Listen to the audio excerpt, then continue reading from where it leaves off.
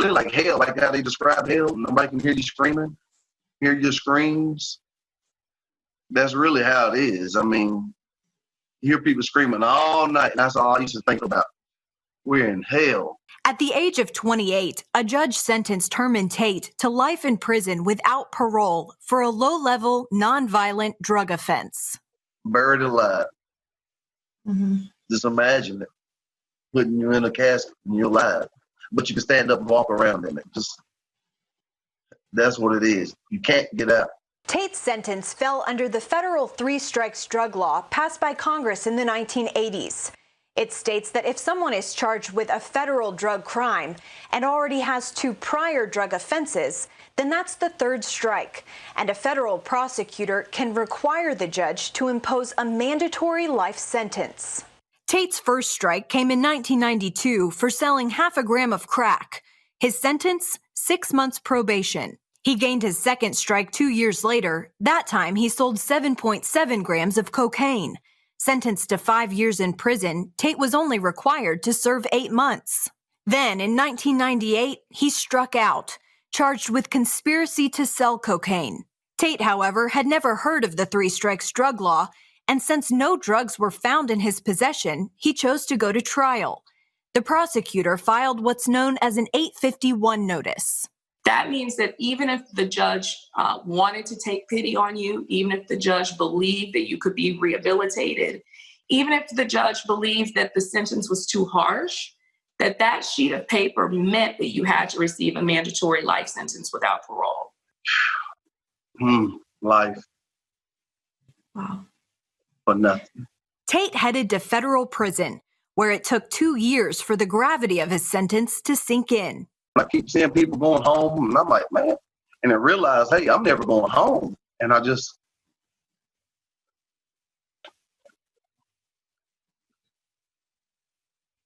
hit me all of a sudden.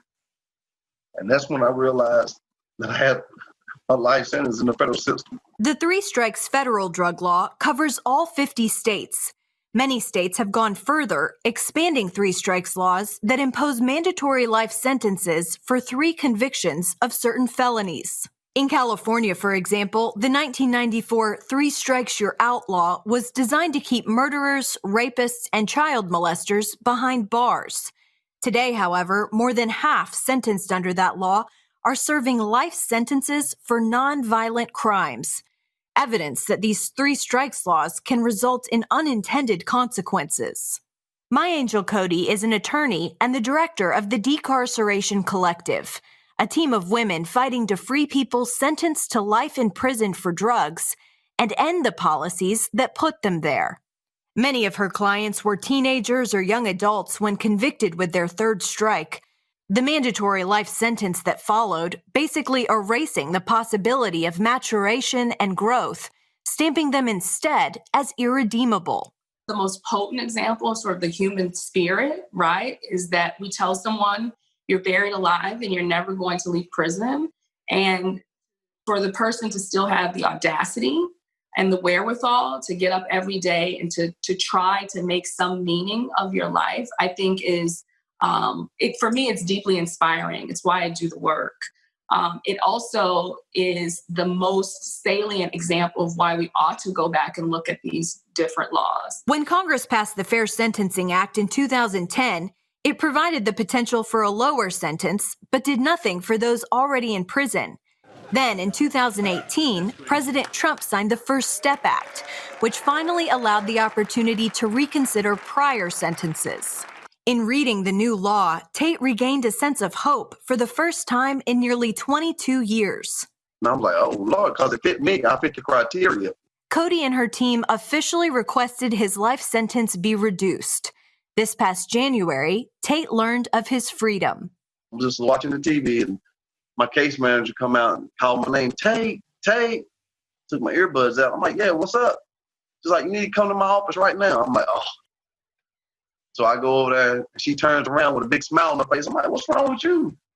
She said, Tate, you going home. I just started crying. I said, don't play. She said, I'm for real. I said, don't lie to me. And that's when I found out. Still, an estimated 800 inmates could likely die in prison under the three strikes drug law. A disproportionate number of them are Black. There are all these places along the highway towards imprisonment where people get off, right? And then there are on-ramps. And what we've seen is that disproportionately, it's more difficult for African Americans to exit off of that highway, right? And that more of them are on that highway towards mass incarceration and imprisonment. Some of that relates to charging decisions that are made. Some of that relates to the rates of arrest. Some of it relates to community resources that are available. No legislation reforming the federal three strikes drug law includes those sentenced to life for marijuana convictions. But Cody believes change is coming.